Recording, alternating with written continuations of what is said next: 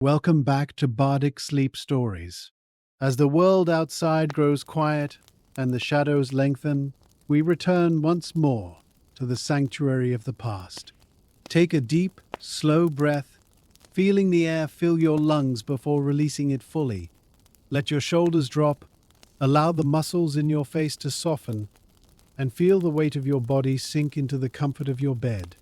You are safe, you are still, and you are ready to travel through time. The stories we tell here are long, steady, and detailed. They are designed to occupy the wandering mind with the gentle rhythm of history, providing a path that leads away from the worries of today and toward a deep restorative sleep. There is no pressure to follow every word or reach the end of the chronicle. Whether you drift away in 5 minutes or 50, the story will remain here, a constant and calming presence in the dark.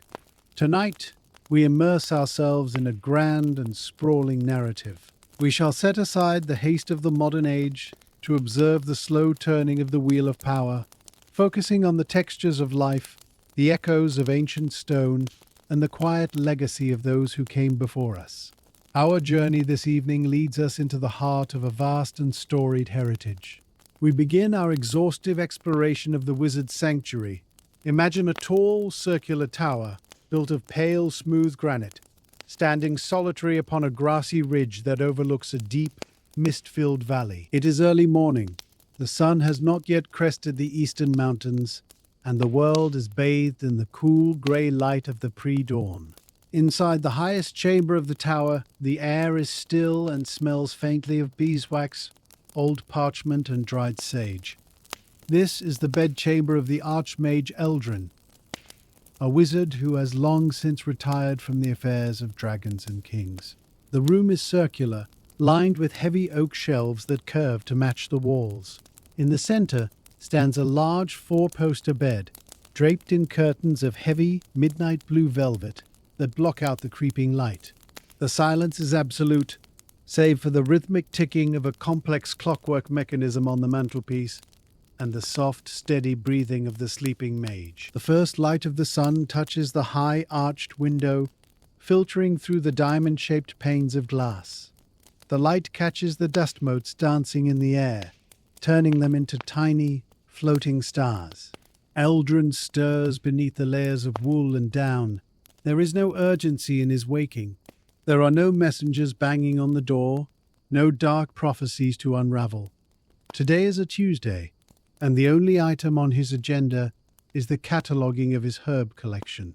He pushes back the heavy quilt, revealing sheets of fine, unbleached linen. He sits up slowly, his joints clicking softly in the quiet room. He reaches for his spectacles, which lie on the bedside table next to a stack of leather-bound books. He places them on his nose, bringing the room into sharp focus. He swings his legs over the side of the bed, his feet finding the sheepskin rug placed strategically on the cold stone floor. He stands and moves to the wash basin. A pitcher of water stands there, cold from the night. He does not use a spell to heat it. He enjoys the bracing shock of the cold water on his face. It wakes the skin and clears the mind. He dries his face with a rough towel. Then he approaches his wardrobe. He bypasses the silk robes of state and the heavy embroidered cloaks of ceremony. Instead, he chooses a simple, comfortable robe of grey wool, worn soft at the elbows, and a pair of felt slippers. He ties the sash around his waist, feeling the familiar comfort of the fabric. He walks to the window and unlatches it. Click, creak. He pushes the pane open. The morning air rushes in, crisp and clean, carrying the scent of pine from the forest below and the distant earthy smell of the peat fires burning in the village at the foot of the hill. Leaving the bedchamber, the wizard descends the spiral stone staircase to his study and kitchenette. The stairs are worn smooth in the center, a testament to centuries of footsteps. His hand glides along the polished wooden railing. He enters the study, a vast room dominated by a large fireplace and a desk cluttered with scrolls, quills, and ink pots. The fire has burned down to embers during the night. Eldrin approaches the hearth. He does not kneel to strike a flint. He simply points a long, thin finger at the logs and whispers a single syllable of command, a word that sounds like the snapping of a dry twig. Whoosh! A small, controlled flame blooms in the center of the wood, licking greedily at the dry bark. He moves to the small kitchenette alcove to prepare his morning tea. This is a ritual as precise as any spell. He fills a copper kettle with water from a large clay cistern. He places the kettle on a hook over the growing fire. While the water heats, he selects a ceramic jar from a shelf labeled Morning Blend. He opens it, releasing the aroma of black tea, dried orange peel, and a hint of cinnamon. He measures out 2 spoonfuls into a porcelain teapot. He waits. The kettle begins to sing, a low whistle that rises in pitch. Whee! He lifts it with a thick cloth and pours the boiling water over the leaves. The steam rises in a fragrant cloud, filling the alcove with the scent of comfort. He sets the timer, a small hourglass filled with purple sand, and waits for the brew to steep. He carries the pot and a cup to his desk, clearing a space among the papers. He sits in his high-backed leather chair, the leather creaking softly, and pours the dark amber liquid into the cup. He takes the first sip, closing his eyes as the warmth spreads through his chest. With the tea warming his spirit, Eldrin turns his attention to the work of the day. On his desk lies a large open ledger, bound in dragon hide, though the hide is old and cracked with age. Beside it is a stack of scrolls that have been delivered from the lower archives.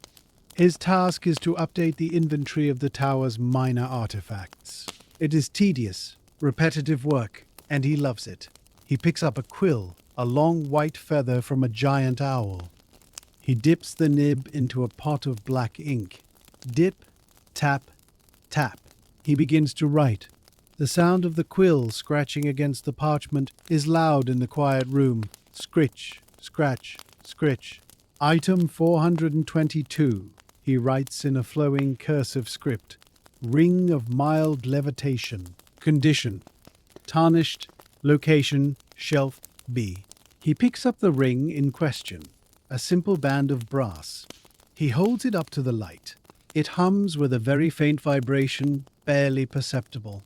He polishes it absent-mindedly with the sleeve of his robe before placing it in a small wooden box. He moves to the next item. Scroll of Mending. Grade, 3rd circle. He unrolls the scroll carefully. The parchment is brittle. He examines the magical sigils drawn in fading blue ink. He nods, satisfied that the magic is still stable, and rolls it back up, tying it with a red ribbon. The morning passes in this gentle rhythm. There are no explosions, no summonings, only the quiet administration of a magical life.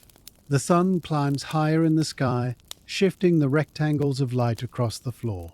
Dust motes continue their slow waltz. Occasionally, a book on a high shelf will shuffle itself, settling more comfortably against its neighbors with a soft thump.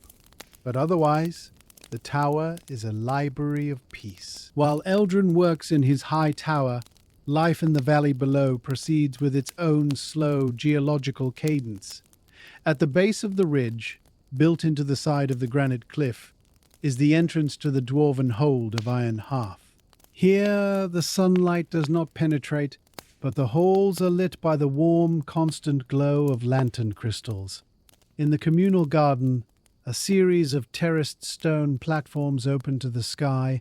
A dwarf named Corgan is tending to his rockroot plants. Corgan is a retired smith. His beard is braided with silver wire, and his hands are thick and scarred from 2 centuries of holding a hammer. Now he holds a small trowel. He digs into the rocky soil, planting the bulbs of the glowing moss that the dwarves prize for salads. Dig, pat, dig. He works with a slow, deliberate strength. He is not in a hurry. To a dwarf, stone is patient, and so must the gardener be. He stops to wipe his brow with a handkerchief. He looks up at the wizard's tower, a needle of white stone against the blue sky. He raises a hand in a silent greeting, though he knows the wizard cannot see him. It is a gesture of neighborly respect. He returns to his work. Nearby, a small stream of water trickles from a carved stone mouth, feeding the irrigation channels. The sound of the water is a constant musical tinkling. From deep inside the mountain, the dull, rhythmic thud of a distant forge hammer can be heard. Thud, thud. It is not the clamor of war, but the heartbeat of the hold, the sound of metal being shaped into tools, hinges, and plowshares. Corgan hums a low, rumbling tune, a song about the roots of the mountains, as he pats the earth around a young tuber, content in the cool shadow of the cliff. Having finished his morning labors in the terraced garden, Corgan gathers his tools. He wipes the soil from the blade of his trowel with a dedicated rag, treating the iron with the same reverence a warrior might show a blade, though this tool has never known battle. He places the trowel into a leather bucket and makes his way toward the entrance of the hold. The heavy stone doors, carved with angular runes of welcome and stability, stand open to the day. Stepping across the threshold is like stepping into a cool, calm embrace. The air inside the mountain is distinct. It maintains a constant chilly temperature year-round and smells of cut granite, damp moss, and the faint yeasty aroma of the communal bakeries located deeper in the city. Corgan walks down the wide central corridor. The floor is a masterpiece of tessellated pavement, hexagonal tiles of slate and marble fitting together so perfectly that a fingernail could not catch on the seams. His heavy boots make a solid, rhythmic sound. Clomp, clomp, clomp, that echoes softly against the vaulted ceiling. He passes other dwarves going about their business. There is no hurrying here. A pair of scribes walk slowly, discussing the density of a new vein of ore in low, rumbling voices. A young mother pushes a wooden cart containing a sleeping dwarven infant, wrapped in soft furs. Corgan nods to them. He turns off the main thoroughfare into a smaller residential tunnel, seeking the quiet sanctuary of his own workshop. He pushes open the heavy wooden door of his quarters. Inside, the room is illuminated by the soft amber light of glow crystals set into iron sconces. A fire burns low in the grate, not for warmth, but to heat a small pot of stone soup that has been simmering since yesterday. He hangs his gardening apron on a peg and settles into his favorite chair, a sturdy construction of oak and leather, letting out a long sigh of contentment as the stone walls enclose him in safety. Back in the high tower, the morning has stretched comfortably into the early afternoon.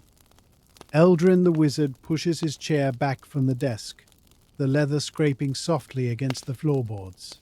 The inventory of the scrolls is finished for the day. He feels a stiffness in his neck, a reminder of the hours spent hunched over the parchment. He stands and stretches, reaching his arms toward the ceiling beams, his long grey robe falling back to reveal his thin, pale wrists. He decides it is time to attend to his oldest companion. In the corner of the study, perched on a heavy branch of driftwood, mounted to the wall, sleeps a great horned owl named Archimedes. The bird is ancient, its feathers grizzled with age, blending perfectly with the grey stone of the walls. Eldrin approaches slowly. He reaches into a small ceramic jar on the mantelpiece and withdraws a strip of dried venison. He makes a soft clicking sound with his tongue. The owl's head rotates slowly, one large amber eye opening to regard the wizard with a look of supreme indifference. Who? It is a soft, questioning sound. Eldrin holds out the treat. The owl leans forward, taking the meat gently in its curved black beak. It swallows the morsel in one gulp, blinks once, and then fluffs its feathers, settling back into a ball of down. There is no magical telepathy between them, no shared vision. It is simply an old man and an old bird sharing a quiet space. Eldrin strokes the bird's breast feathers with one finger. The feathers are incredibly soft, like touching a cloud. He turns away and walks to the window again. The valley below is bathed in the high, bright light of noon. He can see the smoke rising from the chimneys of the village, vertical columns of white against the green of the forest. Eldrin decides to leave the dry, dusty air of the study for a change of climate. He walks to the far side of the room where a narrow wooden door is set into the wall. He opens it, revealing a spiral staircase that winds upwards, tighter and steeper than the main stairs. He ascends, his slippers padding softly on the wood. As he climbs, the air grows warmer and heavier. He reaches the top and pushes open a glass-paned door. He steps into the conservatory. This is the glass dome that crowns the tower, a bubble of tropical humidity suspended above the temperate valley. The air here is thick and moist, smelling of damp loam, crushed leaves, and the sweet, heavy perfume of exotic blooms. The temperature is kept constant by a series of copper pipes running along the walls, heated by a magical furnace deep in the cellar. Condensation fogs the glass panes, blurring the view of the outside world and creating a private enclosed jungle. Eldrin takes a deep breath, letting the moisture soothe his dry throat. The room is filled with plants from the far corners of the world, but there are no venomous tentacular or screaming roots here. Eldrin prefers a peaceful garden. He walks along the slate path that winds through the foliage. Giant ferns with fronds the size of rowboats arch overhead, creating a dappled green canopy. A vine with heart-shaped leaves of purple and silver clings to the central support pillar, growing visibly if one watches it closely enough. Creak, stretch, curl. It is a mending ivy, a plant that slowly repairs any cracks in the stone it grows upon. Eldrin inspects a leaf that has turned yellow. He reaches into his pocket for a small pair of silver shears. Snip. The dead leaf falls to the mossy floor, where it will decompose and feed the roots, returning to the cycle of the closed ecosystem. The wizard continues his slow patrol of the greenhouse. He stops before a large, shallow basin filled with water. Floating on the surface are lily pads the size of dinner plates, supporting flowers that glow with a faint bioluminescent blue light, even in the daytime. These are star lotuses, flowers that bloom only when the room is silent. As Eldrin stands perfectly still, holding his breath, the petals of one bud slowly unfurl. Shh! Pop!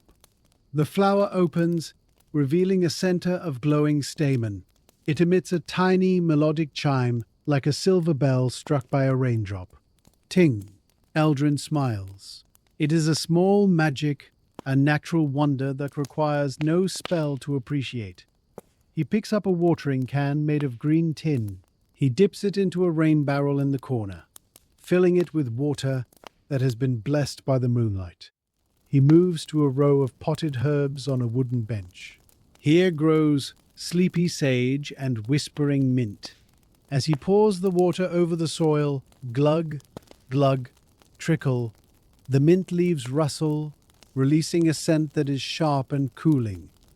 The plant seems to lean into the stream of water, thirsty and grateful. Eldrin checks the soil of a small, gnarled bonsai tree. It is a miniature oak, 300 years old, but only a foot tall. He presses his thumb into the earth. It is damp enough. He sets the watering can down. The humidity of the room has loosened his joints and warmed his bones. He finds a small wicker chair nestled under the leaves of a banana tree. He sits down, surrounded by the green breathing of the plants, and closes his eyes for a moment, listening to the drip of condensation and the soft hum of the growing things. Far below the wizard's tower, in the human village of River Bend, the day has settled into the lazy lull of the mid-afternoon. The village is a collection of timber-framed houses with thatched roofs, clustered around a village green where a few ducks are sleeping in the shade of an elm tree. The center of social life is the inn, known as the Frog and Flagon. At this hour, the inn is empty of customers. The lunch rush is over, and the evening crowd has not yet arrived. Inside, the common room is dim and cool, a welcome respite from the sun, The air smells of old oak, beeswax polish, and the faint, malty scent of ale. Barnaby, the innkeeper, is a man of generous proportions, with a face that is quick to smile, though now he is wearing a look of focused concentration. He is sweeping the floor. He uses a broom made of birch twigs. Swish, swish, swish. He moves rhythmically between the tables, pushing the sawdust and the crumbs of the midday meal into a pile. Dust motes dance in the shafts of sunlight that pierce the leaded windows, swirling in the wake of his broom. There is no sound but the sweeping and the ticking of a grandfather clock in the corner. On the hearth of the cold fireplace, a large ginger cat named Turnip is asleep, sprawled on his back with his paws in the air, utterly boneless in his relaxation. Barnaby sweeps around the cat, careful not to disturb him. He pauses to wipe down a table with a damp cloth, polishing the wood until it gleams. He hums a tune under his breath, a simple folk song about a miller and his daughter. Everything is in order. The casks are tapped, the floor is clean, and the fire is laid ready for the evening. It is the peaceful interlude of the service industry, a time of quiet preparation and solitary pride in a job well done. Deep within the granite roots of the mountain, Corgan sits at his workbench, illuminated by the steady, unblinking light of a glow crystal clamped to an iron stand. The workshop is a testament to the dwarven love of order. Every chisel, every file, and every hammer hangs in its specific outline on the wall, polished and ready. Corgan adjusts a pair of magnifying lenses that flip down over his eyes. Click, click, giving him the appearance of a wise, bug-eyed owl. He is working on a piece of delicate clockwork, a mechanical beetle made of copper and brass, intended as a gift for his niece's name day. The beetle is no larger than a walnut. Corgan picks up a pair of fine tweezers. He selects a tiny cob, no bigger than a lentil, from a velvet-lined tray. Holding his breath to steady his hand, he lowers the gear into the open chassis of the beetle. Snick. It fits perfectly. He exhales slowly, his breath stirring the dust on the bench. He picks up a small winding key and inserts it into the side of the beetle. He turns it 3 times. Crick, crick, crick. He places the metal insect on the smooth surface of the table. For a moment, it sits motionless. Then, with a whir of tiny gears, it begins to move. The copper legs scuttle forward, the brass wings flutter, and it marches bravely across the wood. Corgan watches it go, a deep rumble of laughter bubbling up in his chest. He reaches out a calloused finger and gently turns the beetle around before it marches off the edge. There is no magic here, only the honest magic of leverage, tension, and precision. He picks the toy up, stopping the gears with a gentle touch, and places it back in its box. He wipes his hands on a rag smelling of machine oil and cedar, satisfied with the small, perfect universe he has created on his desk. The clockwork beetle safely stowed, Corgan's thoughts turn to the evening meal. He rises from his stool, his knees popping, a sound like cracking walnuts, and moves to the small hearth carved into the rock wall of his quarters. The pot of stone soup has been simmering on the back of the hob all day. Despite the name, it is not made of rocks. It is a thick, hearty broth of root vegetables, dried mushrooms, and cured mountain ham thickened with barley until a spoon can stand upright in it. He lifts the heavy iron lid. A cloud of savory steam billows out, filling the room with the smell of salt and earth. He stirs it with a wooden ladle, scraping the bottom of the pot to loosen the caramelized bits. He moves to his pantry, a cool cupboard cut into the stone, and retrieves a loaf of dwarven bread. This is not the airy, fluffy bread of the surface folk. It is dense, dark, and heavy, baked twice to last for weeks. He places the loaf on a cutting board and takes a serrated knife. He saws off a thick slice, rasp, rasp, rasp. The crust is hard, but the interior is moist and nutty. He crumbles a bit of hard, sharp cheese over the soup and carries the bowl to his table. He eats slowly, dipping the bread into the broth to soften it. There is no conversation, no music, only the quiet scraping of the spoon and the faint distant hum of the mountain's ventilation shafts. It is a meal of pure sustenance, solid and reliable, grounding him in the heart of the stone. When he is finished, he wipes the bowl clean with the last crust of bread.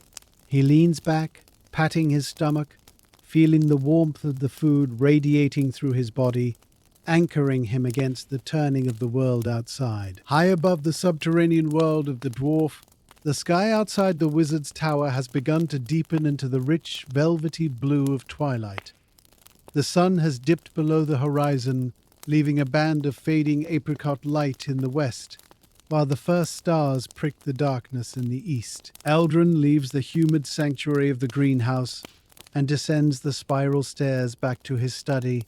The room is now shadowed and dim, the corners lost in gloom. It is time for the lighting of the lamps. This is not a chore, but a favorite moment of the day. Eldrin stands in the center of the room. He raises his right hand, palm open. He speaks a soft word of command, a syllable that vibrates like a plucked harp string. Lux. One by one, the lamps in the room awaken.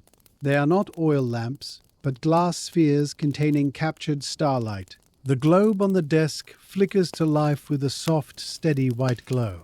The sconces on the walls follow, blooming with a warm golden light. Finally, the chandelier overhead, a constellation of crystal drops, ignites with a gentle shimmer. The room is transformed from a cave of shadows into a warm, inviting haven of scholarship. Eldrin walks to the window and draws the heavy velvet curtains. Swish, swish, shutting out the night. The tower is now a self-contained world. He moves to his bookshelf and runs his finger along the spines of the books until he finds a volume bound in blue leather, The History of Cloud Formations.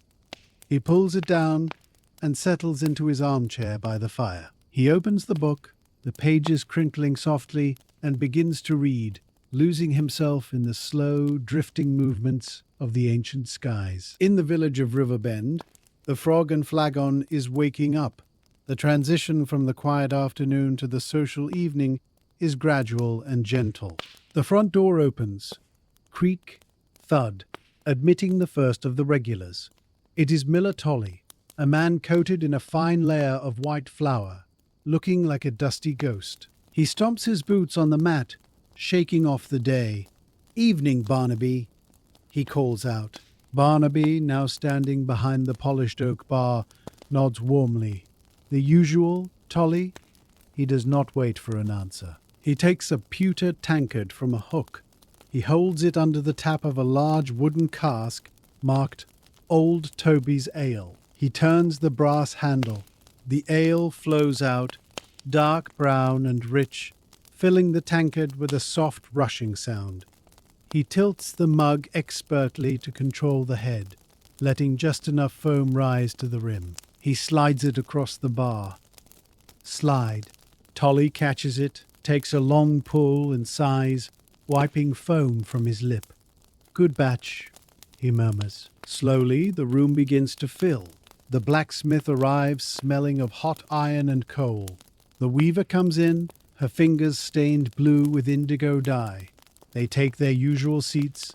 The conversation is low and murmuring, a comforting drone of familiar voices discussing the weather, the harvest, and the price of wool. Barnaby moves among them, lighting the candles on the tables. The small flames reflect in the window panes and the polished pewter mugs. The inn feels like a living room for the whole village, a place where the solitude of the day is traded for the shared warmth of the night. As the inn settles into its comfortable rhythm, the door opens one more time to admit a small figure with a large instrument case on his back. It is Pippin, the halfling bard. He is not here to sing epic ballads of dragon slaying or high tragedy. That is for the royal courts. Here, he plays for his supper and a pint of cider. He unbuckles the case and lifts out a lute made of polished cherry wood. He sits on a high stool in the corner, near the hearth. He tunes the strings, plink, twang, hum, adjusting the pegs with a practiced ear. The room quiets down slightly, but not completely. The conversation continues, just a little softer. Pippin begins to play. It is a simple, rolling melody, a folk tune called "The River Goes On." The notes are bright and clear, dancing over the low rumble of the voices. He strums the strings with his thumb, creating a gentle, rhythmic heartbeat for the room.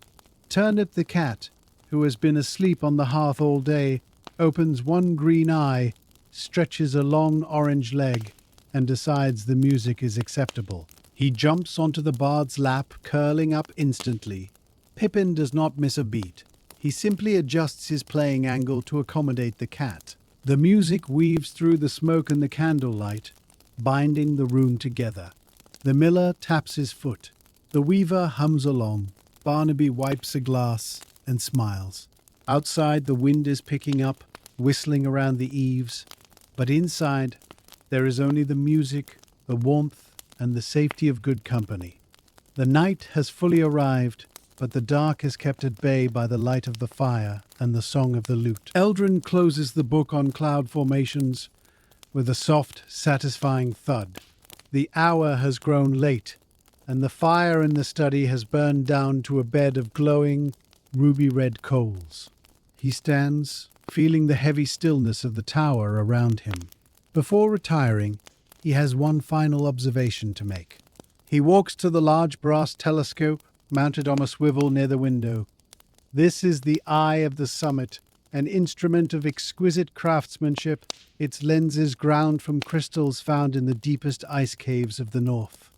Eldrin places his eye against the eyepiece. He does not look for comets or omens of doom. He is tracking the slow, predictable migration of the star Whales, a constellation of celestial lights that drift across the southern hemisphere only in the winter months. He turns a small brass wheel on the side of the scope. Creak, creak, stop. The image blurs and then sharpens. There they are, 3 points of blue light moving in a slow, majestic arc against the backdrop of the void. He watches them for a long time, marveling at their constancy. They are exactly where they should be, to the second. In a world of magic and chaos, the mathematical precision of the stars is a soothing balm to the wizard's mind. He steps back from the telescope and covers the lens with a leather cap to protect it from the morning dust. He gives the brass barrel a pat of affection. The universe is in order. The stars are on their tracks. The night is holding its breath. He turns away from the window, leaving the cosmos to turn in silence, and prepares to shut down the tower for the night. Deep in the mountain, Corgan decides to wash away the dust of the garden and the oil of the workshop before sleep. He gathers a towel made of thick, rough linen and a bar of soap that smells of pumice and pine. He walks down the corridor to the deep baths. This is a communal sanctuary, a large cavern where a natural thermal spring bubbles up from the roots of the earth. The air here is thick with steam, swirling in white clouds around the massive stone pillars that support the roof. The only light comes from glow crystals set underwater, turning the pools into glowing basins of turquoise and aquamarine. Corgan hangs his robe on a peg carved into the rock. He steps into the water. It is hot, bordering on scalding, exactly how a dwarf likes it. He sinks down with a groan of pure relief. Splash. Sigh. The heat penetrates deep into his muscles, loosening the tightness in his back and the ache in his hands. He sits on a submerged stone bench, the water coming up to his chest. Around him, a few other dwarves are soaking in silence. There is no need for talk here. They simply nod to one another through the steam. The only sound is the gentle bubbling of the spring. Bloop, bloop, burble, and the occasional drip of condensation falling from the high ceiling into the pool with a resonant plip. Corgan closes his eyes, letting the mineral-rich water work its magic. He feels heavy, anchored, and clean. He is a creature of the earth, and here, embraced by the hot water and the living rock, he is perfectly at home. At the Frog and Flagon, the evening has reached its peak of coziness. Barnaby emerges from the kitchen carrying a large wooden tray laden with the night's special shepherd's pie. But this is no ordinary pie. It is a masterpiece of comfort food. The crust of mashed potatoes is golden brown and peaked like a miniature mountain range, crisped to perfection in the wood-fired oven. The smell of rosemary, thyme, and slow-cooked gravy wafts through the room, causing heads to turn and conversation to pause. Barnaby sets the plates down in front of the miller and the blacksmith. Clatter, thud. "Eat up, lads," he says softly. They dig in with wooden spoons. The steam rises from the broken crust. The filling is rich and savory, a stew of vegetables and tender meat that falls apart at the touch. The sounds of the inn shift to the quiet, appreciative noises of eating. Pippin the bard has stopped playing for a moment to enjoy his own small bowl of stew. He eats with gusto, wiping his chin with a napkin. The fire in the hearth has settled into a steady, comforting roar, casting long, dancing shadows on the walls. Outside, the wind may be howling, trying to find a crack in the plaster, but inside the walls are thick, the food is hot, and the ale is flowing. It is a scene of simple, rustic contentment, a tableau of warmth that stands as a defiance against the cold, dark night. The inn is a golden lantern in the darkness, holding the community safe within its circle of light. Between the high tower on the ridge and the warm inn in the valley lies the ancient forest.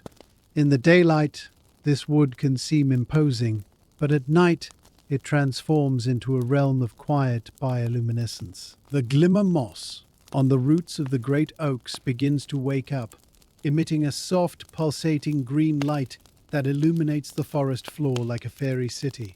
A moon badger, a creature with fur the color of silver coins, snuffles through the leaf litter. Sniff, rustle, sniff. It is looking for truffles. It moves with a waddling, unhurried gait. It finds a patch of sweetroot, digs it up with a few efficient scrapes of its claws, and crunches it happily. Above, in the branches, lantern moths rest on the leaves, their wings glowing with a faint yellow phosphorescence. They look like tiny candles suspended in the dark. The wind sighs through the canopy, a sound like the ocean waves rolling onto a distant shore. Shh, whoosh. There are no monsters here tonight, no wolves, no spiders. There is only the peaceful nocturnal ecosystem going about its business. The forest is breathing. The sap is flowing slowly in the veins of the trees, thickened by the cold. A small stream winds through the woods, reflecting the moonlight where the canopy breaks. The water flows over smooth stones, bubbling quietly on its way to join the river near the village, connecting the wild world to the world of men and dwarves and wizards in a continuous ribbon of silver water. Return now to the high tower. Eldrin has finished his shutdown routine. He has checked the locks, not with a key, but with a touch of his hand, ensuring the magical seals against the draft are tight. He extinguishes the lamps in the study, knocks. The lights fade, plunging the room into shadow, save for the dying embers of the fire. He climbs the stairs to his bedchamber. The room is cool, but his bed has been warmed by a copper pan filled with hot coals, placed there earlier by a small, helpful, unseen servant. A spell of convenience. He removes his robe and hangs it on the wardrobe door. He puts on a long nightshirt of soft white flannel and a matching nightcap with a tassel, purely for the warmth. He climbs into the high bed. The mattress, stuffed with the down of cloud geese, sinks under his weight, cradling him. He pulls the heavy quilts up to his chin. He sighs, a long exhalation that releases the last tension of the day. He takes off his spectacles and places them on the nightstand. The room blurs into soft shapes. He listens. He can hear the wind buffeting the stone walls outside, a muffled roar that only emphasizes the silence inside. He hears the ticking of the clock. Tick, tock, tick, tock. It is a hypnotic rhythm. He closes his eyes. He does not need to meditate or cast a spell to sleep. The simple peace of a day well spent is enough. His breathing slows, matching the rhythm of the clock. The wizard is asleep, drifting in the void of dreams, safe in his tower at the edge of the world. Clean from the thermal waters of the deep bath, Corgan makes his slow, shuffling way back to his private quarters. He is dressed now in his night clothes, a set of heavy woolen garments dyed a deep subterranean grey. His beard, still damp from the steam, is unbraided and combed out, flowing over his chest like a cascade of silver wire. He enters his room and secures the latch of the heavy wooden door. Thud, click. The sound seals him away from even the quiet bustle of the hold. He approaches his bed. It is a structure built to last an age. A solid block of polished granite hollowed out to hold a mattress of immense thickness, stuffed with the wool of mountain sheep. He climbs in. The stone of the bed frame is cool to the touch, but the bedding is warm. He pulls a heavy fur blanket, the pelt of a cave bear, up to his shoulders. Dwarves do not fear the dark, nor the enclosed spaces. To them, being surrounded by millions of tons of solid rock is the ultimate comfort. It is a hug from the earth itself. Corgan lies on his back, staring up at the ceiling of his room, which is carved with the history of his clan in intricate bas-relief. In the dim light of the dying fire, the shadows of the carvings seem to move slightly, acting out the stories of old. He closes his eyes. He can feel the hum of the mountain, a vibration too low to hear but deep enough to feel in the bones. It is the resonance of the planet. It lulls him. His breathing deepens, becoming slow and rhythmic, like the bellows of a forge. Within moments, the sturdy dwarf is asleep, safe in the stone cradle of his ancestors, dreaming of veins of gold and rivers of mithril. Back on the surface, the hour has grown late at the Frog and Flagon. The last of the patrons, the miller and the blacksmith, have drained their tankards and said their final sleepy farewells. Barnaby stands at the open door, watching them trudge off into the darkness, their lanterns swaying like fireflies. "Sleep well, lads," he whispers into the night air. He closes the heavy oak door and turns the iron key in the lock. Clunk, screech, clunk. The sound signifies the end of the business day. The inn is now private territory. Barnaby moves through the common room, performing the nightly ritual of the shutdown. He walks from table to table, extinguishing the candles. He uses a brass snuffer on a long handle. Puff. A thin ribbon of grey smoke rises from each wick, smelling of beeswax and rest. The room grows darker with each step, the shadows lengthening and merging until the only light comes from the dying embers of the hearth. He checks the windows, ensuring the latches are tight against the wind. He picks up the stray tankards, stacking them quietly on a tray to be washed in the morning.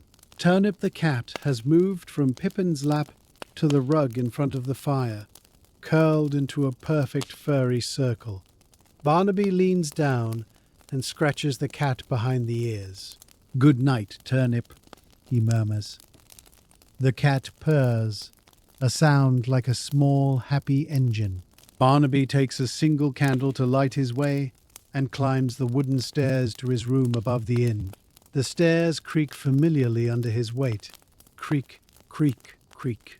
The inn settles into silence, the wood contracting as it cools, sleeping just as soundly as its master. Outside the silent inn, the village of Riverbend is under the guardianship of old Silas, the night watchman. Silas is a man of 70 winters, bent like an old willow tree, but possessed of sharp eyes and a sharper wit. He walks his rounds with a slow, measured gait, leaning on a staff of polished ash.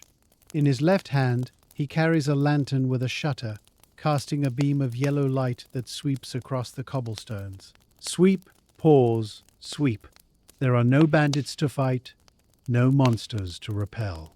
His duty is one of reassurance.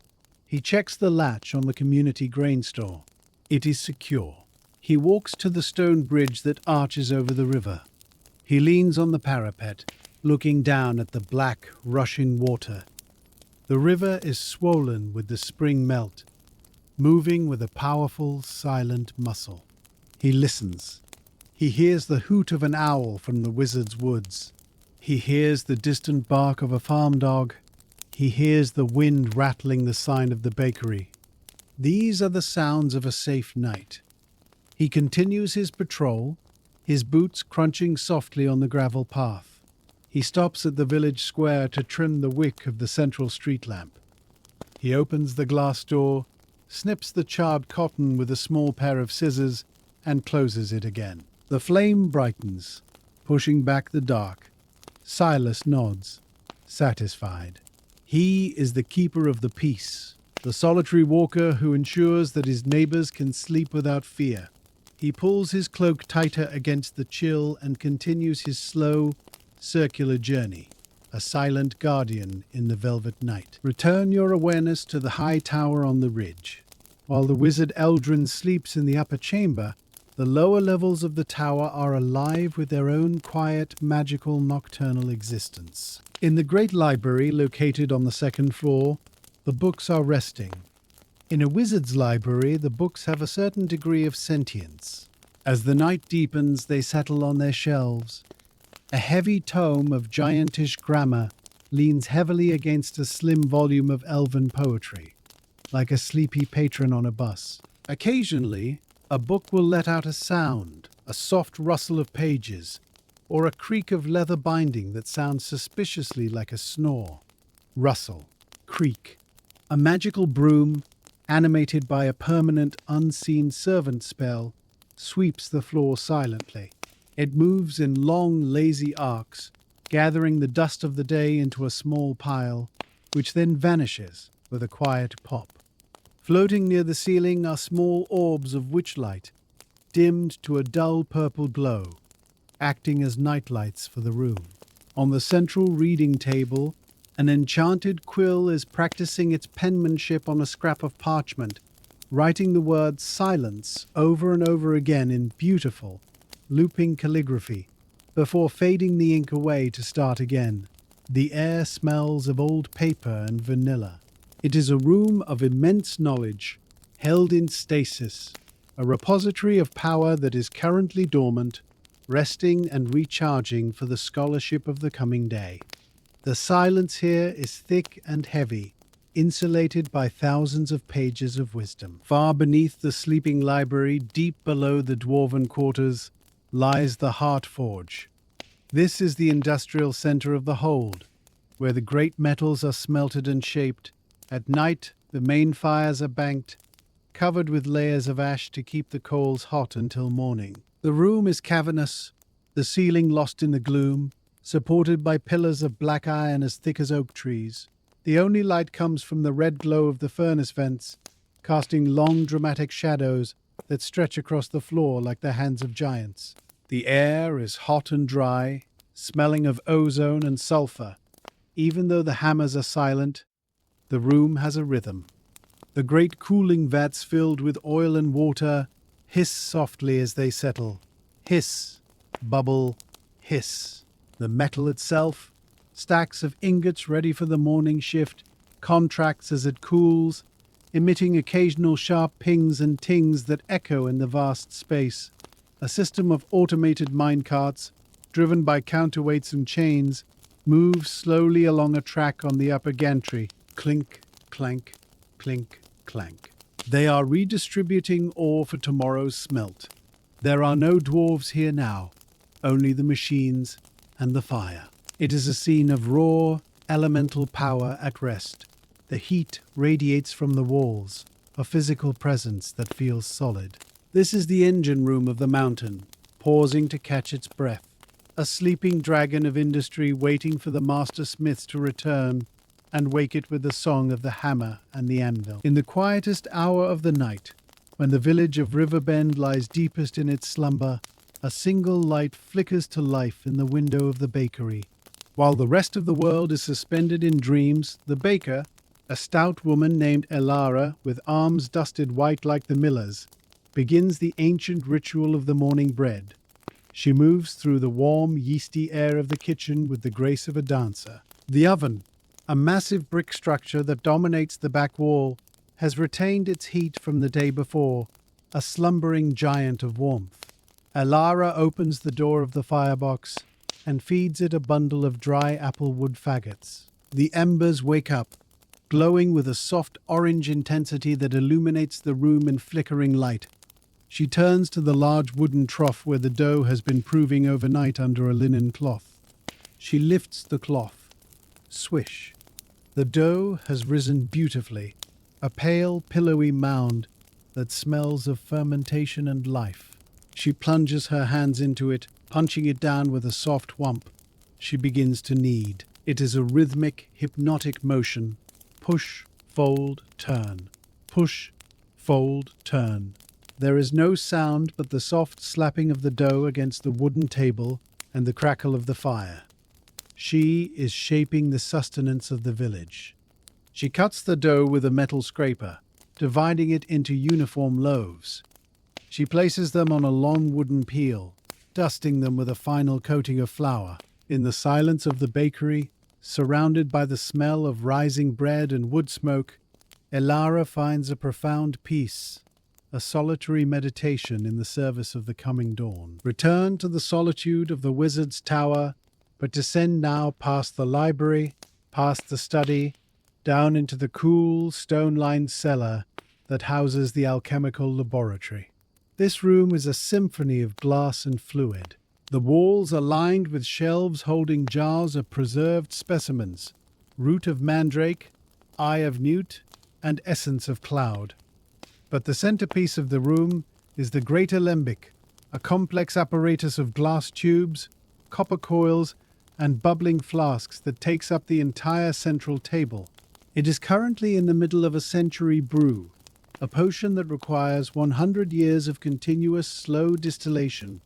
A small flame, blue and steady, burns beneath the main flask. Inside, a liquid the color of crushed emeralds simmers gently.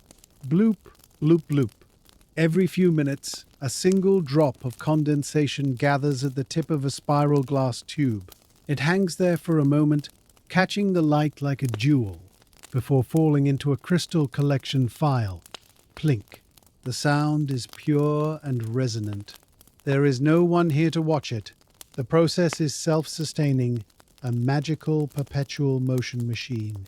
The air in the lab is cool and smells faintly of ozone and crushed peppermint. Shadows from the blue flame dance on the ceiling, creating strange, elongated shapes that twist and turn. It is a room of slow, transformative magic, where time is measured not in hours, but in drops, and the work proceeds with the inexorable patience of chemistry. Adjacent to the main tower, connected by a covered stone bridge, stands the Eyrie. This is the stable for the wizard's mount, but it holds no horse. Here sleeps Sunfeather, a majestic griffin. The creature is curled up in a large nest made of woven willow branches and lined with soft, dry straw and discarded velvet cloaks. The front half of the beast is that of a giant eagle, with feathers of gold and bronze. The rear is that of a lion covered in tawny fur. In sleep, the griffin looks less like a predator and more like an overgrown house cat. Its large, hooked beak is tucked under a wing for warmth. Its breath comes in slow, deep sighs that ruffle the down on its chest. Hoo-ah! The air in the Eyrie smells of clean straw, cedar shavings, and the musk of a wild animal. High windows are open to the night air, allowing the creature to smell the wind currents. Occasionally, Sunfeather twitches in his sleep, his talons flexing against the bedding, his wings fluttering slightly. He is dreaming of flight. He dreams of soaring above the cloud layer, banking on the thermal updrafts, diving through the mist. But here, in the safety of the stone tower, he is grounded and secure. A magical water trough in the corner replenishes itself silently, the water surface smooth as glass. The griffin is the king of the skies, but tonight he is simply a sleeping beast, safe in the care of his master. Below the Eyrie, the land slopes sharply down to the banks of the Silver Rush River, the waterway that gives the village its name. At night, The river is a ribbon of black silk, reflecting the moon and the stars in a distorted moving mirror. The water moves with a deceptive calm, a powerful dark muscle pushing towards the sea. Under the surface, the aquatic world is at rest. In the deep, slow-moving pools near the bank, the great river trout hang suspended in the current, their gills pulsing slowly, facing upstream to catch the oxygen. They are motionless, shadows within shadows. On the muddy bank, a family of river otters is piled together in a holt beneath the roots of an ancient willow tree. They are a tangle of warm fur and soft paws, sleeping in a heap to share body heat. The Lady of the River, a minor water spirit who guards the ford, rests among the reeds. She is not visible as a human form now, but as a coalescence of foam and light, bobbing gently against the mossy stones. The sound of the river is a constant white noise roar, rush, gurgle, splash. It is the lullaby of the valley, a sound that has never stopped for 10,000 years. The mist rises from the surface, curling around the trunks of the trees, dampening the sound of the world, wrapping the valley in a blanket of cool, wet silence. The moon has now reached the absolute zenith of its arc, hanging directly overhead like a lantern of frosted glass. This is the dead of night, the midpoint between dusk and dawn, where the world is most still. From this high vantage point, the entire fantasy landscape appears as a single, unified tableau of peace. You can see the wizard's tower, a pale finger of stone pointing at the sky. You can see the glow of the bakery oven in the village, a warm orange heart in the dark cluster of houses. You can see the entrance to the dwarven hold, a shadow against the mountain. You can see the silver line of the river threading them all together. There is no movement on the roads. No travelers walk the paths. The monsters are asleep in their caves, and the heroes are asleep in their beds. The conflict that drives the stories of the day has evaporated, leaving only existence. The wind has died down completely, leaving a vacuum of silence that feels heavy and profound. It is a moment of perfect equilibrium. The magic in the air is settled, pooling in the low places like mist. The world is recharging. It is a vast, breathing organism, taking a long, slow inhalation of the night, gathering strength for the turning of the sun. Rest your mind on this image of total stillness. Float above the sleeping land, untethered and free, watching the slow, silent majesty of a magical world at rest. Beneath the stone arch of the village bridge, where the water is deep and black, lives Gorum the troll. In the tales of adventurers, trolls are fearsome beasts, but Gorum is a creature of habit and quiet contemplation. He is currently asleep, curled up on a bed of dried river reeds and old fishing nets that he has scavenged from the current. His skin is the color and texture of wet moss, allowing him to blend perfectly with the damp stonework of the bridge. Snore, gurgle, snore. His snoring resonates with the frequency of the river, a bass note that vibrates through the mortar of the bridge, strengthening it rather than weakening it. Gorum is not a monster. He is the unofficial custodian of the riverbank. Arranged neatly on a ledge above his head is his collection: polished river stones, pieces of sea glass, and a shiny brass button dropped by a merchant 3 years ago. He dreams of smooth pebbles. In his sleep, he reaches out a large, webbed hand and pats a particularly round stone he uses as a pillow. The water laps gently against his feet. Lap, lap, lap. Above him, on the bridge deck, the village is silent. Gorum is safe in his damp, cool undercroft, smelling of algae and wet stone, a gentle giant slumbering in the mud, guarding the crossing not with a club, but with his massive, peaceful presence. Far to the north, atop the highest jagged peak of the Dragon's Tooth mountain range, lies the lair of Vermithrax the Red. Vermithrax is an ancient dragon, a creature of immense power and age. But tonight he is simply a reptile seeking warmth. He lies deep within a volcanic caldera, where the geothermal vents release a steady flow of steam and heat. He is curled into a tight ball, his tail wrapped around his nose like a colossal cat. His scales, hard as diamonds and red as drying blood, rise and fall with his slow tectonic breathing. Hiss, rumble, hiss. He is sleeping on his hoard, but it is not a pile of uncomfortable, jagged coins. Over the centuries, the gold has melted and fused under his body heat, forming a custom-molded bed of soft yellow metal that fits his form perfectly. He is not dreaming of burning villages. He is dreaming of the thermals of his youth, of gliding effortlessly over the clouds. A small, brave mountain goat stands at the entrance of the cave, looking in. It sees the dragon and does not flee. It senses the deep, coma-like sleep of the apex predator. Vermithrax lets out a puff of smoke. Poof! A small grey cloud that drifts up to the stalactites. He is the king of the mountain, but in the democracy of sleep, he is just a warm, resting animal, hoarding his heat against the chill of the high-altitude night. In the ruins of the old keep, a crumbling fortress overgrown with ivy and brambles near the edge of the forest, stands a lone skeleton guard. He has been standing there for 200 years, bound by a low-level duty spell that has long since lost its urgency. He does not rattle or screech. He simply leans against a mossy stone wall, his rusty spear resting on the ground.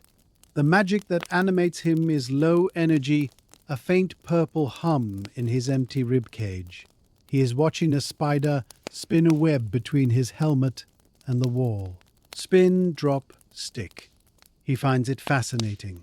The spider is industrious, weaving a masterpiece of geometry in the moonlight. The skeleton does not move. He is the perfect statue, the ultimate patient observer. A night-blooming jasmine vine has wound its way around his greaves, blooming with small, white, fragrant flowers. He does not mind. He is part of the ruin now, a fixture of the landscape like the stones and the roots. The night breeze whistles softly through his ribs. Hoo, hoo, playing him like a macabre flute. He is at peace, released from the needs of flesh and blood, a silent sentinel witnessing the slow reclamation of nature with a stoic, eternal calm. Deep beneath the soil of the valley, beneath the roots of the trees and the foundations of the tower, flows the invisible river of magic, the ley lines. At this hour of the night, the magical current is sluggish and thick, recharging its potential. If you could see it, it would look like a slow-moving stream of liquid aurora borealis, shifting in colors of violet, deep indigo, and silver. It flows through the bedrock, responding to the pull of the moon. This energy is the lifeblood of the fantasy world, the source that Eldrin draws upon, and that keeps the dragon flying. Tonight the flow is smooth and laminar, undisturbed by the chaotic casting of spells. It hums with a frequency that can be felt, rather than heard, a tingling sensation in the soles of the feet. It pools in the natural reservoirs, the crystal caves, the sacred groves, the deep wells. It nurtures the roots of the magical plants, feeding the star lotuses in the wizard's greenhouse and the glow moss in the dwarf's garden. It is a time of magical replenishment. The earth is drinking in the cosmic background radiation, storing it up for the expenditures of the coming day. The flow is gentle, powerful, and silent, the hidden circulatory system of the planet at rest. As the night deepens towards the wolf hour, that strange, quiet time around 3 in the morning, the atmosphere in the valley undergoes a subtle shift. The mist that began on the river has now expanded, rolling softly over the banks and creeping into the lower streets of the village. It is a clean, white fog, smelling of fresh water and damp grass. It softens the edges of the world. The sharp angles of the houses are blurred. The cobblestones disappear under a blanket of white. Sound is dampened even further. The village looks like a toy town packed in cotton wool. In the wizard's tower, the glass of the conservatory is completely opaque with condensation. In the dwarven hold, The ventilation fans shift to a lower gear. Whir, click, hum, conserving power. The world is swaddled. This is the hour of the deepest security, where the boundaries of the physical world seem to dissolve into the ether. A single bat flits through the fog, using its sonar to navigate the white void. Squeak, it catches a moth and returns to the eaves of the barn. The stillness is absolute. It is a pause in the narrative of time, a blank page waiting for the ink of the dawn. The valley holds its breath, suspended in the cool white embrace of the mist. On the very edge of the village, where the cobblestone streets fade into a dirt path lined with elderberry bushes, sits the cottage of Mother Green, the village hedge witch. Her home is a small, round structure with walls of whitewashed wattle and daub, capped by a thatched roof that is so overgrown with moss and wildflowers it looks like a living hillock. Inside, the cottage is a masterpiece of organized clutter. The ceiling is low, crisscrossed with heavy oak beams from which hang drying bundles of lavender, chamomile, lemon balm, and valerian. The air is thick with their dusty floral scent, a natural sedative that permeates the wood itself. Mother Green is asleep in her alcove bed, buried under a patchwork quilt sewn from the scraps of 100 old cloaks. A small fire smoulders in the hearth, keeping a copper cauldron warm. This is not a brew of poison or transformation, but a cough-ease cordial for the baker's youngest child, simmering gently to extract the healing properties of the marshmallow root. Bubble, sigh, bubble. On the rug before the fire, her familiar, a large toad named Barnaby, no relation to the innkeeper, is sitting motionless. He blinks his golden eyes slowly. Blink, pause, blink. He is watching a moth flutter near the ceiling but is too comfortable to chase it. The cottage is filled with the presence of beneficial magic, a low-level, earthy energy that feels like a warm hug. It is a place where scraped knees are mended, fevers are cooled, and the worries of the village are soothed away with a cup of tea and a kind word. The silence here is soft and herbal, wrapped in the scent of drying flowers and the warmth of the hearth. Deep in the heart of the ancient forest, far beyond the path of the woodsman, lies the Silver Leaf Grove, an outpost of the elven people. Here, the concept of sleep is entirely different. The elves do not close their eyes to the world. They enter the reverie, a state of deep meditative trance where they walk the paths of memory while their bodies rest. High in the branches of a mallow tree, on a platform woven from living wood without the use of a single nail, sits the sentinel, a being named Lysander. He sits cross-legged, his back straight, his hands resting lightly on his knees. His eyes are open, staring unblinkingly at the stars filtering through the silver leaves. To a human observer, he would appear to be a statue carved from moonlight and marble. He is not asleep, but his mind is drifting through the history of his people, recalling the song of the first rain and the light of the two trees. He is perfectly still. He does not twitch, he does not shift his weight. His breathing is so shallow, it is almost imperceptible. Around him, the architecture of the elven outpost is silent. There are no walls, only elegant archways grown from the trees themselves, glowing with a faint, natural luminescence. The wind moves through the silver leaves with a sound like 1,000 tiny chimes. Shimmer, whisper, chime. It is a sound of exquisite purity. The magic here is ancient and sorrowful, but incredibly peaceful. It is a sanctuary of time where the frantic pace of the mortal world holds no sway, and the night is measured in centuries of memory rather than hours of darkness. On the other side of the valley, perched atop a granite crag that overlooks the river, stands the royal keep. It is a fortress of grey stone, imposing and solid, but tonight its military purpose is forgotten. The drawbridge is raised, the portcullis is down, and the banners hang limp in the still air. Inside the great hall, the vast space is empty. The long tables, where knights and ladies feasted earlier in the day, are scrubbed clean and bare.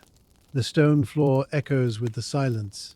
At the far end of the hall, raised on a dais of red velvet, sits the throne. It is empty. Moonlight streams through the high stained glass windows, casting pools of colored light, ruby, sapphire, emerald, onto the empty seat of power. There is something profoundly peaceful about an empty throne. It signifies a pause in governance, a moment where no orders are given, no judgments rendered. The weight of the crown is set aside. In the shadows of the gallery above, the ghost of the scullery maid drifts silently along the wall. She is not a restless spirit, but a residuum, a memory etched into the stone. She goes through the motions of dusting a tapestry, her form translucent and pearlescent, swish, fade. She means no harm. She is simply part of the castle's history, repeating her task in the quiet of the night. The castle sleeps like a stone giant, its cold walls protecting the dreaming court within, standing guard over the valley with a stoic, silent permanence. In the fertile lands between the village and the river, the magic of the valley manifests in the soil itself.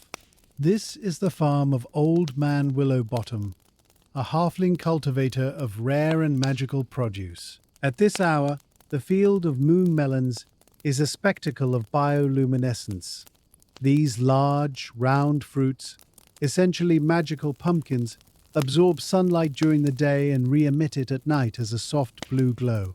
The field looks like a sea of ground-bound stars. They pulse gently, glow, dim, glow in a slow rhythm that mimics a heartbeat.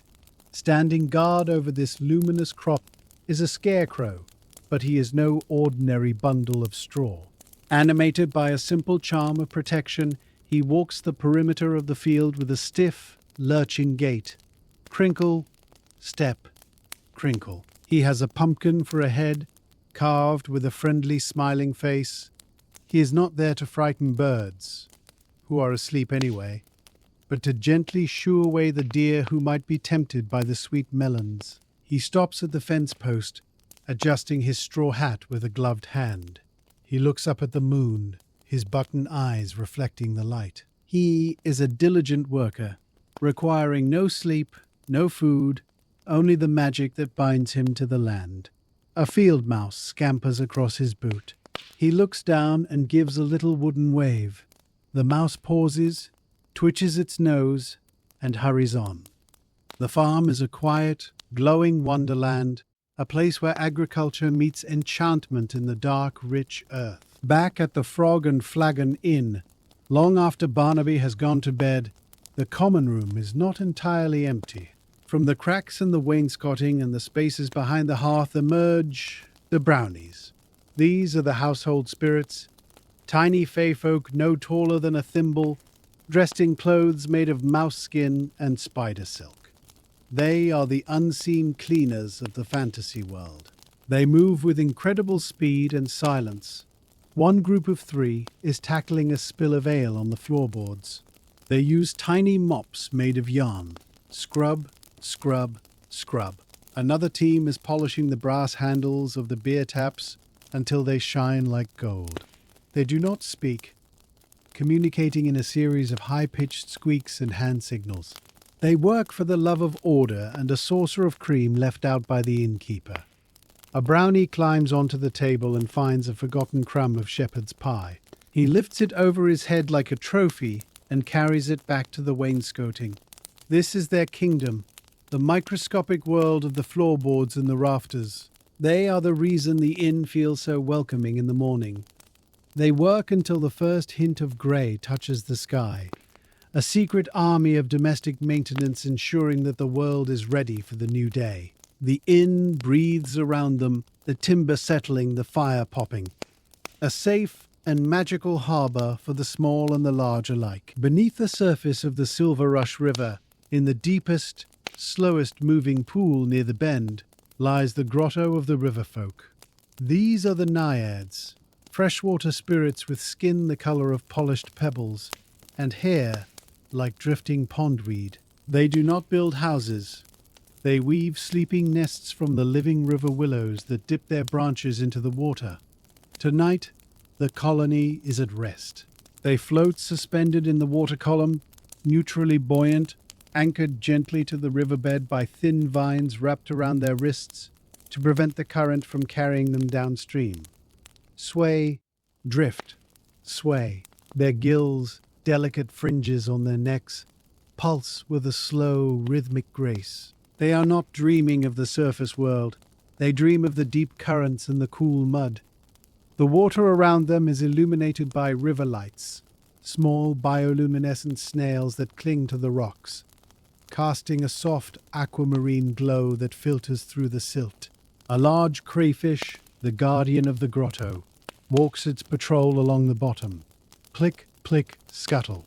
It waves its antennae at a sleeping naiad, checking for danger. There is none. The silence here is thick and pressurized, a world of muted sound where a falling stone creates a dull thud rather than a splash. The naiads are the keepers of the water's purity, filtering the silt and tending the fish. But for now, their work is done. They are weightless, held in the cool embrace of the river, drifting in the eternal liquid twilight of their underwater home. Back in the village of River Bend, tucked away in a crooked alley that smells of sulfur and peppermint, stands the shop known as the Golden Vial. This is the apothecary, run by a retired gnome alchemist. The shop is closed, the shutters barred, but inside the inventory is alive with magical potential. The shelves are packed with jars of every shape and size. A jar of pickled pixie wings, ethically sourced of course, glows with a faint pink light. A bottle of liquid courage bubbles aggressively, the cork bobbing up and down. Pop, fizz, pop. A large glass tank in the corner holds a gelatinous cube, kept as a pet and a garbage disposal. The cube is currently vibrating softly, digesting a broom handle it absorbed earlier in the day. Wub, wub, wub. It is a translucent green, wobbling like a giant block of jelly. Hanging from the ceiling are bundles of drying herbs, wolfsbane, kingsfoil, and dragon nip. The air is thick with a complex medicinal aroma that clears the sinuses instantly. On the counter, a self-stirring cauldron is on its lowest setting, keeping a batch of basic healing potion warm. The spoon moves lazily through the red liquid. Swirl, pause, swirl. It is a mechanical motion, mindless and efficient. The shop feels expectant, a repository of cures and transformations waiting for the morning customers. But for now, the potions bubble to themselves in the dark, a choir of glass and fluid singing a quiet song of chemistry. Standing sentinel in the center of the village green, motionless as a statue, is the town guardian. It is an iron golem, 12 feet tall, forged from dark metal and runic plates. Unlike the flesh and blood guards who need sleep, the golem does not tire, but it does enter a low-power mode at night to conserve its magical core. Its eyes, usually burning with bright red fire, are dimmed to a dull, pulsing ember. Thrum, thrum. The sound comes from deep within its chest, the hum of the magical engine that drives its limbs. It stands perfectly still, a pigeon resting comfortably on its left shoulder. The bird knows the giant will not move.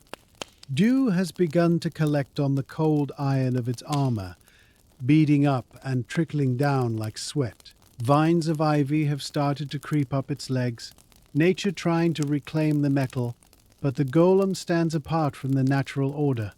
It scans the village with magical sensors, detecting heat signatures and movement. It sees the cat turner patrolling the inn. It sees the baker kneading dough.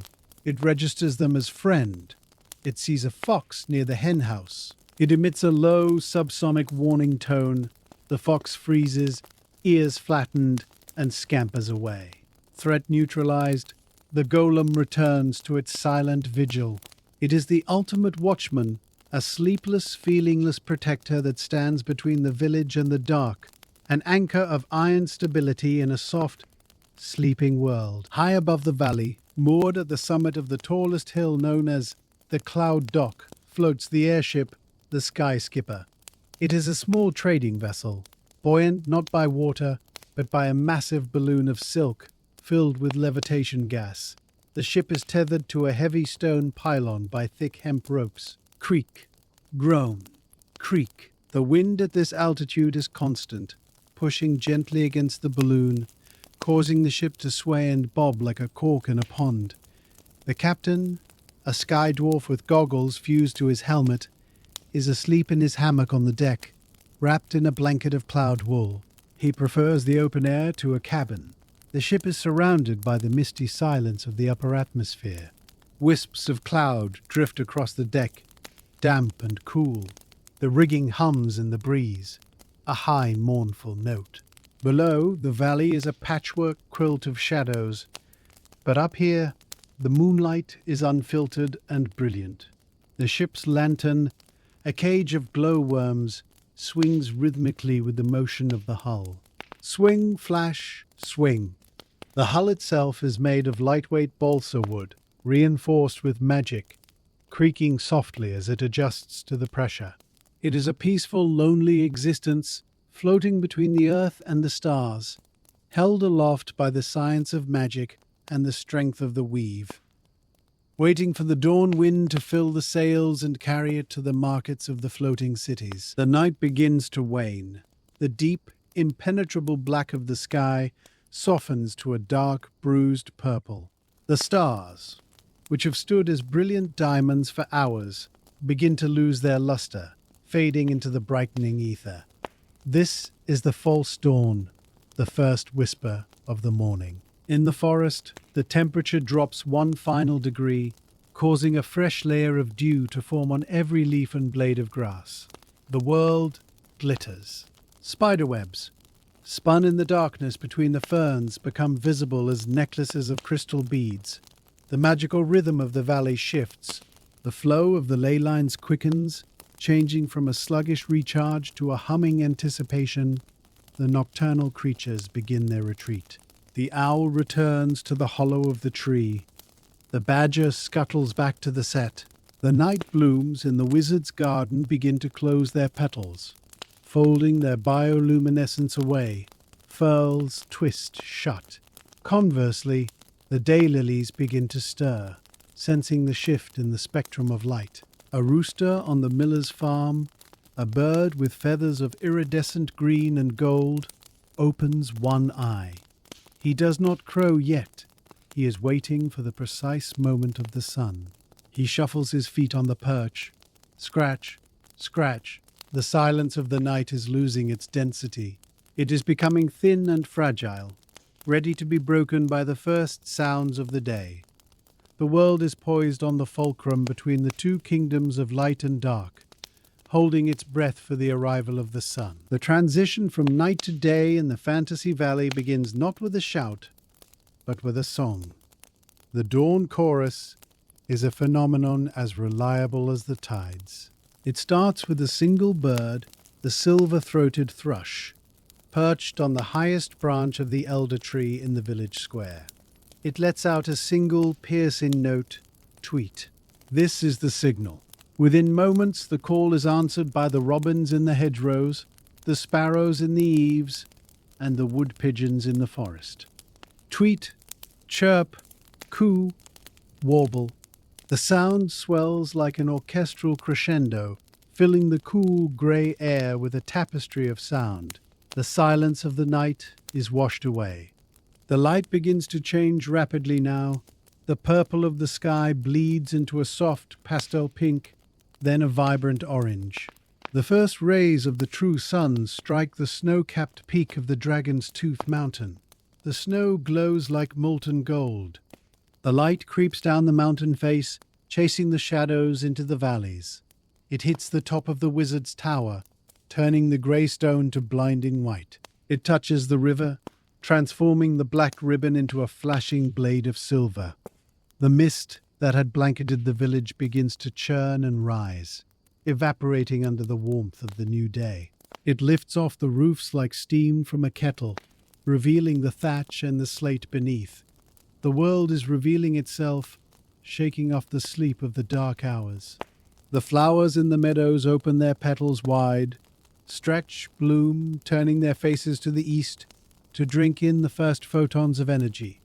It is a moment of pure optimism, the daily rebirth of the world, painted in colors of gold and green. In the high chamber of the tower, the cycle of the wizard Eldrin begins anew. The sunlight, now strong and clear, strikes the prism hanging in his window, casting rainbows across the floor and onto the foot of his bed. Eldrin stirs. He does not need an alarm clock. He is attuned to the rhythm of the light. He opens his eyes, blinking against the brightness. He feels the same stiffness in his joints as yesterday, the comfortable ache of age. He sits up and reaches for his spectacles. He swings his legs out of bed, his feet finding the sheepskin rug. The routine is a comfort. He walks to the window and opens it. The air is different this morning. The wind has shifted to the south, bringing the warmer scent of the distant plains. He breathes it in deeply. He walks to his bedside table where a small brass device sits, a weather vane of tomorrow. The little metal arrow is pointing to fair and mild. He nods in approval. He moves to the wash basin, splashing the cold water on his face. He selects a robe of deep forest green today, a color for a day of reading and contemplation. He ties the sash. He descends the stairs to the study. The fire he started yesterday has long since gone out, leaving a pile of cold white ash. He points his finger. Ignis. The fire blooms again, ready to heat his morning kettle. He puts the water on. As he waits for the boil, he walks to the window and looks down at the valley. He sees the smoke rising from the cottages, the movement of the tiny figures in the square. He is the watcher in the tower, the silent guardian who observes the waking of the world with a benevolent, distant eye. Deep in the mountain, the gong of awakening resonates through the stone corridors. Boom! It is a sound felt more than heard, a deep vibration that travels through the rock. Corgan the dwarf opens his eyes. In the windowless dark of the hold, the time is marked by the gong, not the sun. He throws back the bare fur blanket. He rolls out of the stone bed, landing on his sturdy feet with a solid thud. He stretches, his spine cracking audibly. He runs his hand through his beard, which is tangled from sleep. He walks to his small washing trough. The water here is piped directly from the cold underground aquifer. It is freezing. He splashes it onto his face and beard, gasping at the shock. Splutter, gasp. It is the only way to wake up properly. He dresses quickly in his work clothes, heavy leather trousers, a thick tunic, and his steel-toed boots. He braids his beard quickly, his fingers moving with practiced speed, tying the ends with copper bands. He heads to the communal dining hall. The smell of frying bacon and toasted oats fills the corridor. The hall is filling with other dwarves, a sea of braided beards and sleepy grunts. Corgan grabs a metal tray and gets in line. The mood is jovial but quiet. The serious business of the day hasn't started yet. He gets a bowl of porridge topped with a dollop of salted butter and a mug of strong, dark coffee. He sits at a long stone table. He eats heartily. Clink, scrape, slurp. The fuel for the forge must be matched by the fuel for the body. The mountain is waking up, the engines of industry turning over for another day of creation. In the village square of Riverbend, the commercial heart of the valley is beginning to beat. It is market day. The farmers from the outlying homesteads are arriving, their carts piled high with produce. The wheels of the carts rumble on the cobblestones. Rumble, clatter, squeak. They begin to set up their stalls. This is a process of construction and texture. Heavy canvas awnings are unfurled and snapped into place. Snap, flap. Wooden trestle tables are unfolded. Clack, thud. Crates of apples, red and shiny, are stacked in pyramids. Baskets of dark green spinach and bright orange carrots are arranged for the best visual appeal. The fishmonger arrives from the coast, his cart smelling of brine and ice. He lays out the silver trout and the spotted plaice on a bed of crushed ice. The baker, Elara, arrives with her handcart. The smell of the bread she baked in the deep night now wafts through the square, a warm, yeasty invitation that draws people in. Sniff? The early customers begin to drift in. There is the low hum of bartering. 2 coppers for the turnips. 3, and I'll throw in a bunch of parsley. Coins change hands. Clink. The town crier stands on the steps of the fountain, ringing a brass bell. Clang, clang, clang. Oyez! Oyez! The market is open. Fine weather expected. The square is a kaleidoscope of color and movement, a living organism of trade and community that has shaken off the mist and is now fully engaged in the business of living. The sun is now fully detached from the horizon, a blazing coin of gold hanging in the cerulean sky.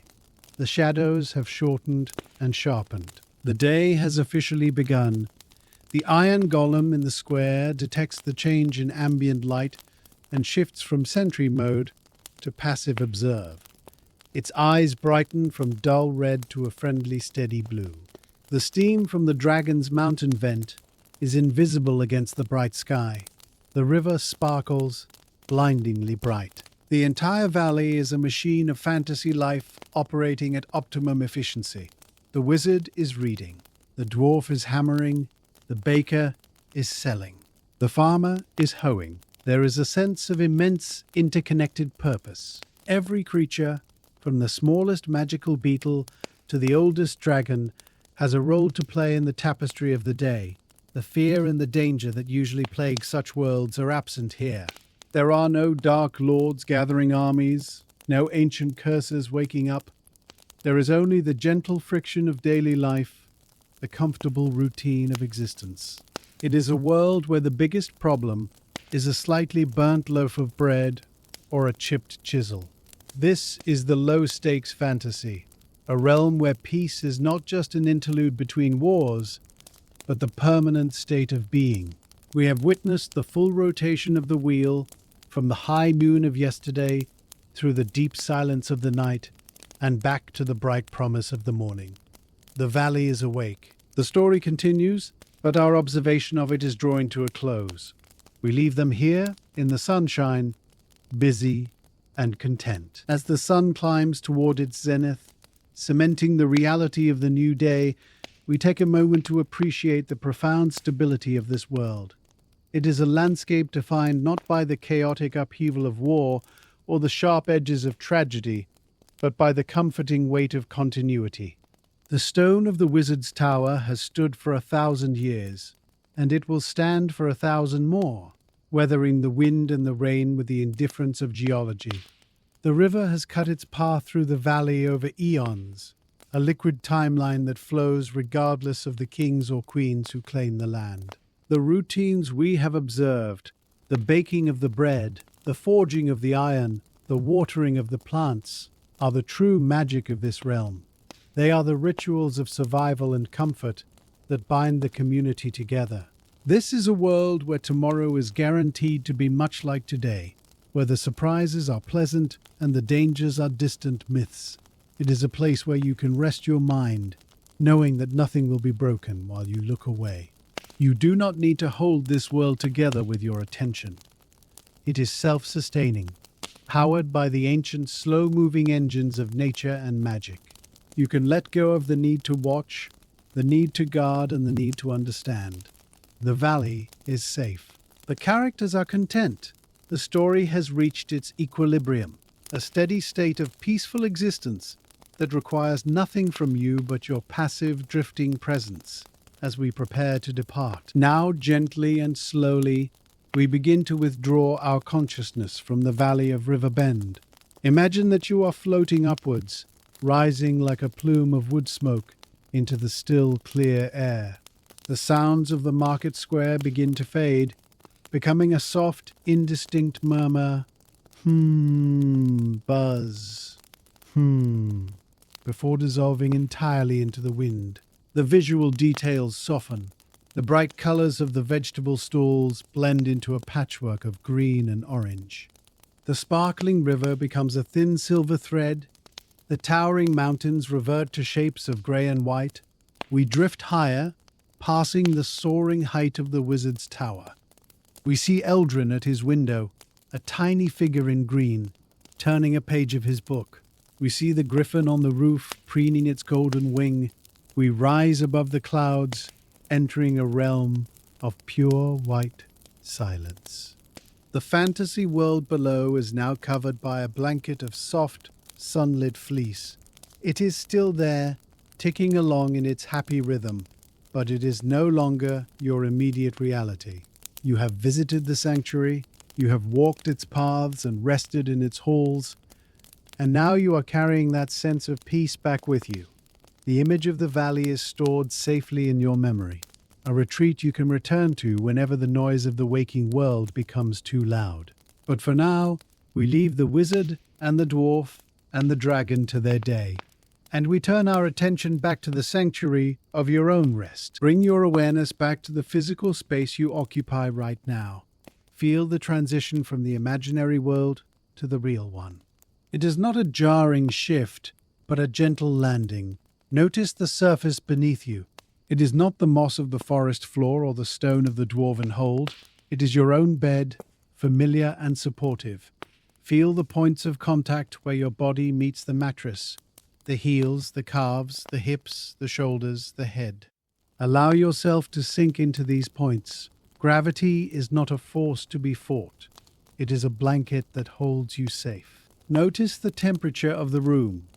It is the cool, controlled climate of your own sanctuary. Feel the texture of your bedding. Perhaps it is smooth cotton, cool against the skin, or perhaps it is soft flannel, warm and fuzzy.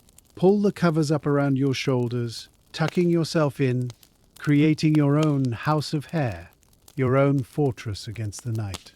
Listen to the sounds of your environment. You might hear the hum of a fan, the distant traffic of the city, or simply the ringing silence of your own home.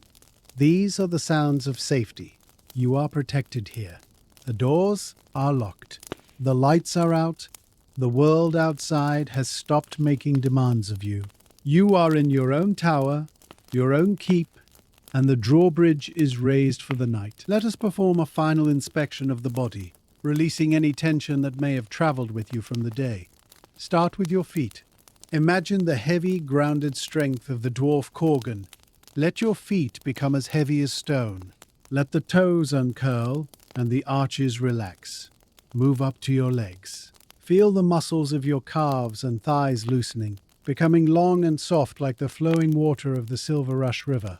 Let the tension drain out of them, flowing down into the mattress. Move to your hips and your stomach. Release the knot of holding. Let your breathing become deep and belly-centric, rising and falling with the slow, rhythmic inflation of the airship balloon. Move to your hands and arms. Your hands have done enough work today. They do not need to grip the quill, the hammer, or the sword. Let them fall open, fingers loose, palms soft. Move to your shoulders. Drop them away from your ears. Let the weight of the invisible cloak slide off them. Move to your jaw. Unclench the teeth. Let the tongue rest gently on the floor of the mouth. Smooth out the forehead. Erase the lines of concentration. Your face is a blank slate, peaceful and still as the surface of the wizard's scrying pool. You are completely relaxed, a statue of flesh and bone resting in the quiet dark. As your body rests, let your mind follow. Imagine your mind is like the wizard's library at night. The books are all shelved, the scrolls are rolled and tied, the ink is dry. There are no loose pages fluttering in the draft. You do not need to organize your thoughts now. You do not need to plan for tomorrow. Tomorrow is a distant country that we will travel to in due time. For now, you are in the archives of sleep. Imagine a small, magical broom sweeping through your mind, gently brushing away the dust of the day's worries. Swish, swish, swish. Thoughts may arise like dust motes dancing in a sunbeam, but you do not need to chase them. Watch them float by, acknowledge them, and let them settle. You are the custodian of this library, and you have turned out the lights. The witchlight orbs are dimming to a faint, comforting purple. The silence in your mind is growing. It is a rich, heavy silence, filled with the potential of dreams. You are drifting deeper into the stacks, moving further away from the entrance, deeper into the quiet, dusty comfort of the inner sanctum. The knowledge is safe. The memories are secure. You can close the heavy oak doors of your mind and lock them with a silver key. Click. You are safe inside. Focus now on the rhythm of your breath. It is the only clock you need. Inhale slowly, imagining the clean, cool air of the high mountains filling your lungs. Inhale, 2, 3, 4. Hold it for a moment, suspending the breath like the airship floating in the calm. Hold 2. Exhale slowly, releasing the breath like the steam from the dragon's vent. Exhale, 2, 3, 5.